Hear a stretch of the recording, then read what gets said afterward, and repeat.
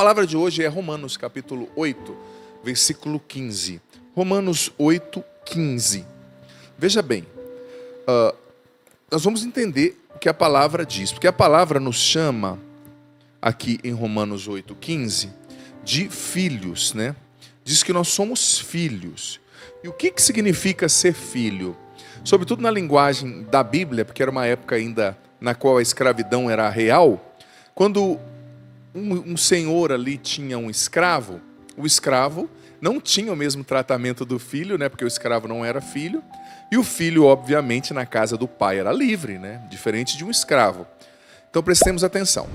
De fato, vós não recebestes um espírito de escravos para recairdes no medo, mas recebestes o espírito que por adoção vos torna filhos, e no qual clamamos Abba, Pai. Quer dizer, papaizinho do aramaico antigo, né? Vós não recebestes um espírito de escravos para recairdes no medo, mas recebestes um espírito, né, de filhos. Recebestes o espírito que por adoção vos torna filhos, né? Então veja bem, essa palavra é a chave para nós refletirmos, filho amado, filha querida, sobre a temática dos vícios. Porque veja bem, Deus não te criou, filho amado, filha querida, para ser um escravo, tá? Uma escrava. Escrava dos vícios, escravas das dependências. Mas pela graça da redenção que Cristo operou na cruz, pela graça do seu batismo, que é um sacramento que imprime um caráter na sua alma, que muda o status da sua alma, você se tornou filho no Filho que é Jesus, e o Filho é livre. Essa é uma característica do filho, da filha, como eu dizia, oposta do escravo. O filho é livre. E veja bem, o demônio está sempre trabalhando, presta atenção, para nos aprisionar e nos tornar escravos. Escravos de nós mesmos, escravos do pecado, escravos da impureza, escravos de tantas realidades, né? E como eu disse, a gente tem que expandir o conceito de vício. Não é só droga e bebida, também, obviamente.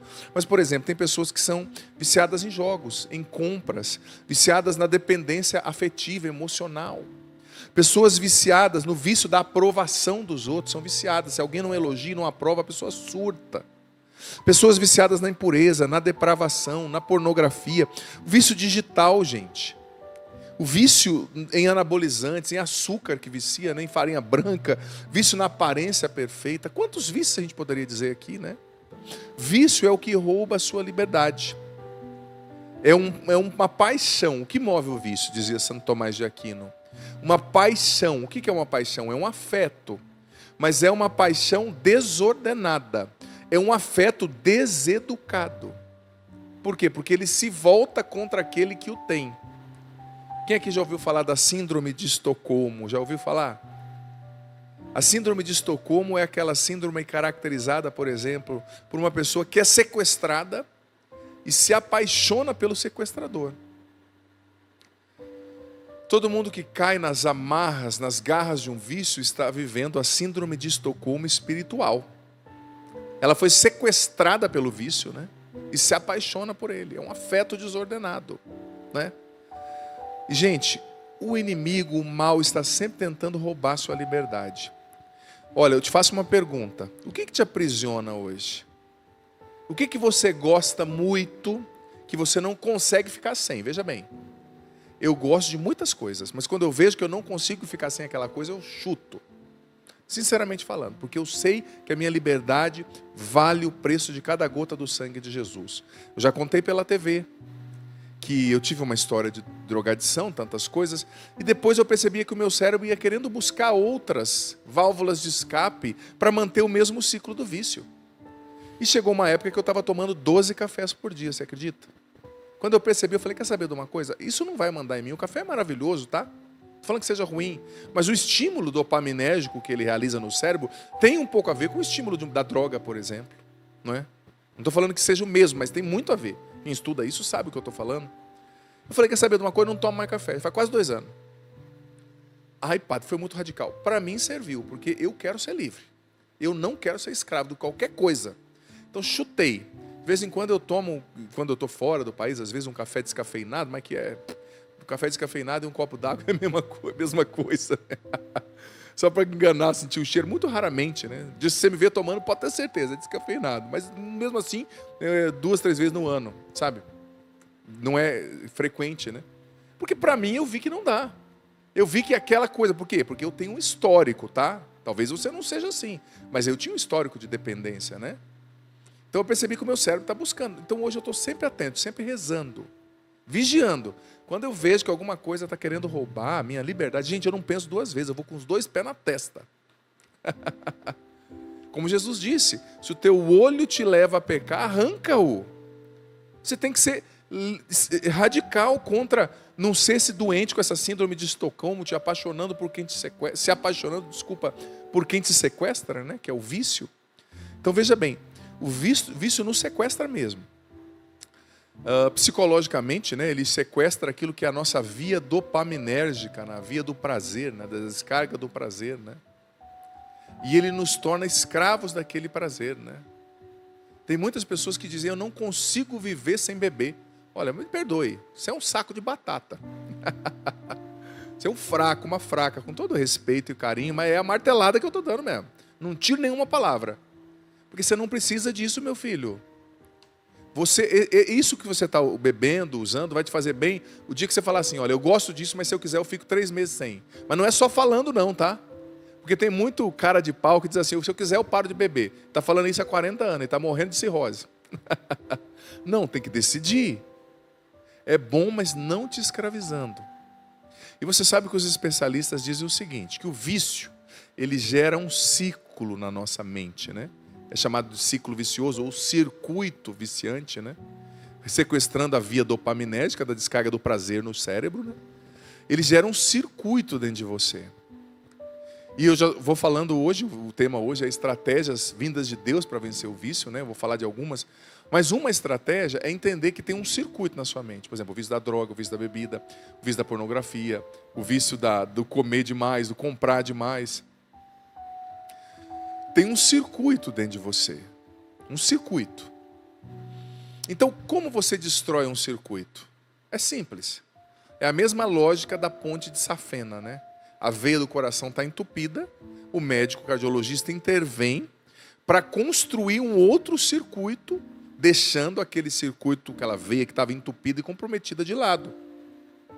Então, para vencer um vício, porque o vício tem a ver com o prazer, a pessoa está viciada naquele prazer. Os especialistas dizem que a gente tem que criar um outro circuito que nos dê um prazer lícito no lugar daquele prazer que era ruim.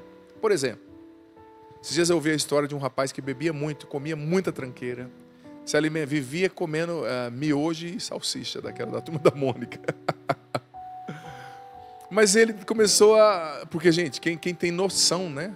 Miojo é um dos piores alimentos, com todo respeito. Macarrão, não vou nem falar a marca, né? Já falei mesmo, agora já foi.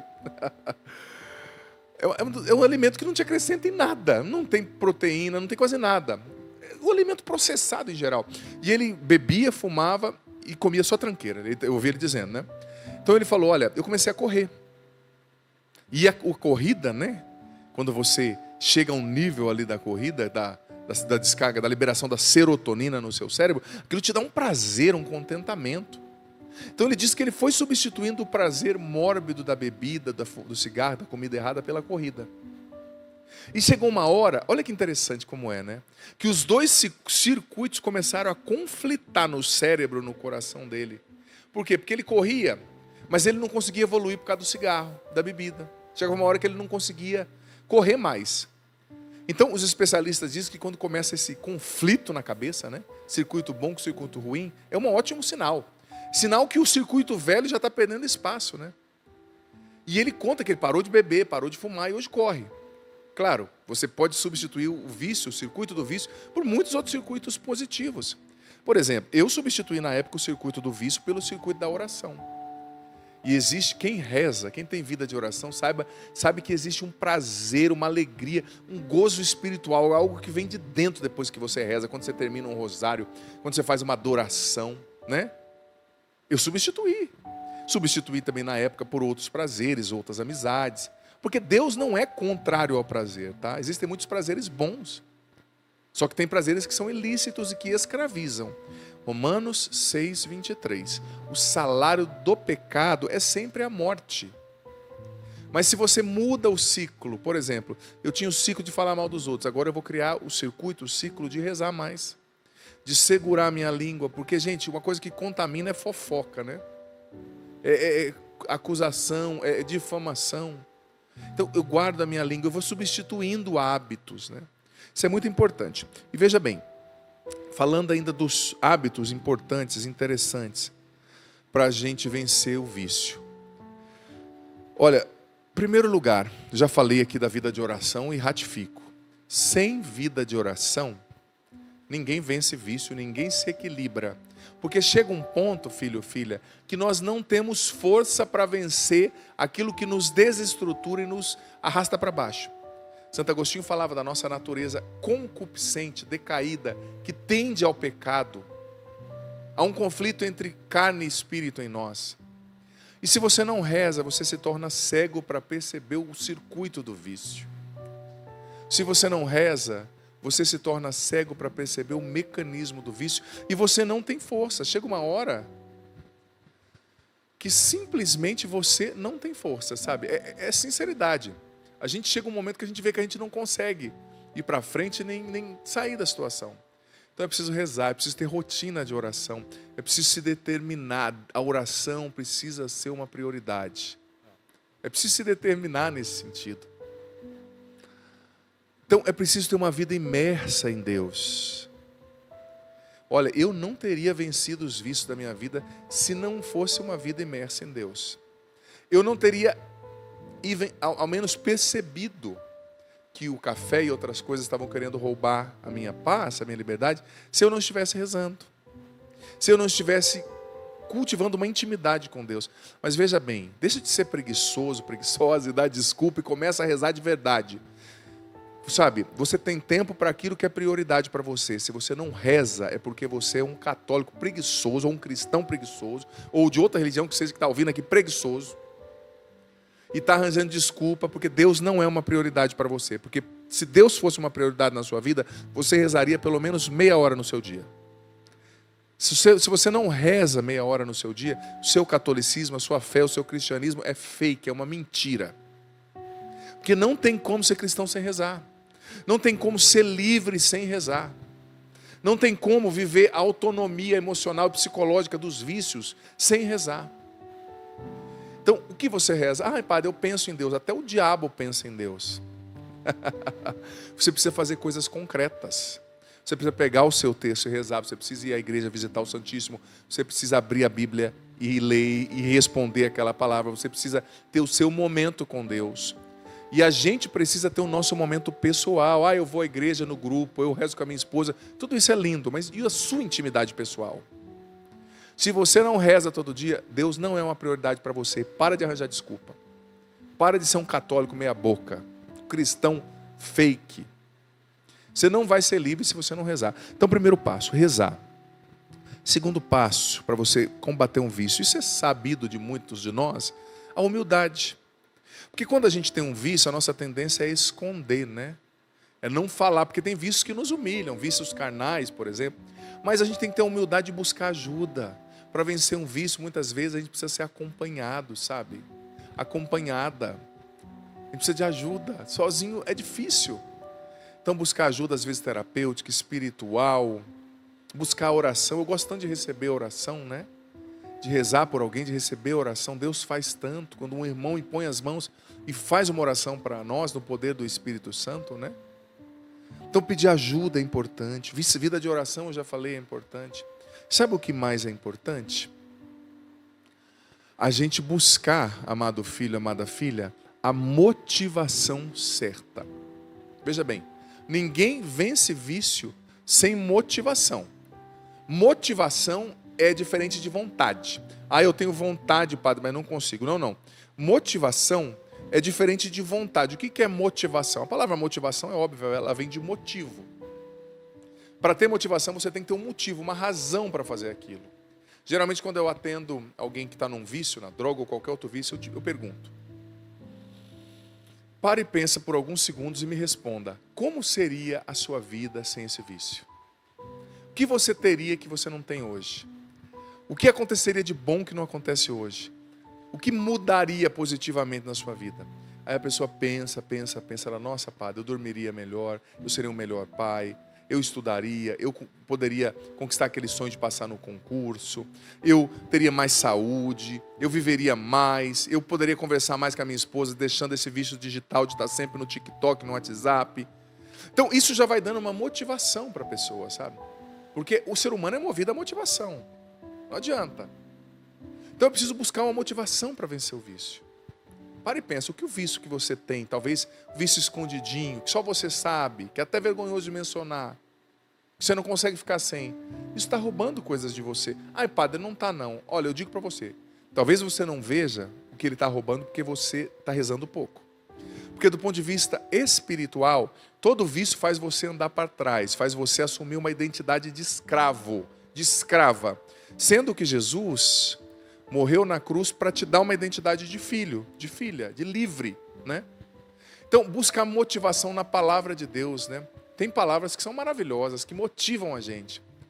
Eu lembro, quando eu estava saindo das drogas, Deus me deu uma palavra do livro do profeta Jeremias, que dizia assim, olha, se você souber separar o precioso do que é vil, do que não tem valor, e me seguir de verdade, eu vou fazer de você como a minha boca. E todos te ouvirão. Porque eu falarei através de você. Eu, jovenzinho ali, saindo dos vícios, isso me motivou tanto, porque eu sempre fui encantado pela pregação, né? Por poder falar com as pessoas, por poder comunicar. Você já percebeu que o padre é bem tímido, né? Nem um pouco, né? Nunca fui, puxei meu pai. Então eu gostava, então eu falava, nossa, eu imagino, um jovenzinho, né? Eu vou ser a boca de Deus. Nossa, Deus vai falar através de mim. Filho, filha, isso me dava uma motivação. Ah, não vou voltar para esse vício, não. Eu não vou voltar para essa droga, não. Eu quero ser a boca de Deus. Eu quero que Deus fale através de mim. Isso foi acontecendo. Quando eu tinha 6 meses na igreja, né? Deus também foi maravilhoso. Eu fui chamado para dar o testemunho no encontro. E eu fui, né? Nossa, dá até vergonha. Eu ouvi a fita da gravação esses dias, falando gíria, até palavrão. Falei, imagina, tinha saído das drogas há pouco tempo, né? Mas o padre que estava lá deu um desconto. Acho que ele falou, melhor esse maluco aqui, né? Mudando de vida do que lá fora, morrendo. Mas foi uma motivação para mim. Nossa, eu vou ser como a boca de Deus. Então, buscar motivação na palavra de Deus. A palavra de Deus, as promessas que estão na palavra de Deus nos motivam, né?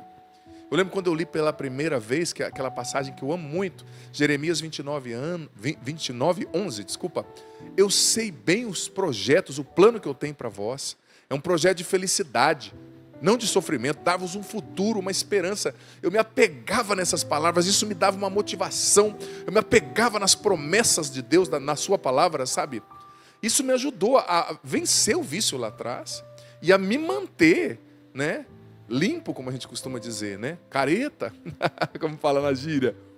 Por quê? Porque eu busquei a motivação na palavra de Deus. Qual é a sua motivação? Qual é a sua motivação?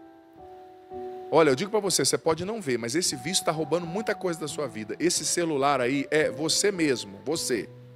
Você não conversa mais com a sua esposa, meu irmão. Você não presta atenção no seu filho. Você fica dia e noite no TikTok vendo coisa que não deve. Não é isso que Deus quer. Faz a experiência de chegar em casa e deixar o celular parado por 1 hora, no mínimo, 2 horas. Você vai ser um pai melhor, uma mãe melhor, você vai fazer exercício melhor. Você vai para a academia e fica olhando TikTok na academia. Seus exercícios estão ruins, as repetições estão péssimas. Porque você fica olhando esse celular, muda de vida, o celular vicia, sequestra o ciclo dopaminérgico da mesma forma. Tenha novos hábitos, porque viver o cristianismo também significa ter hábitos melhores, assumir a vida em abundância que Jesus veio nos trazer, para sermos livres de verdade, de dentro para fora.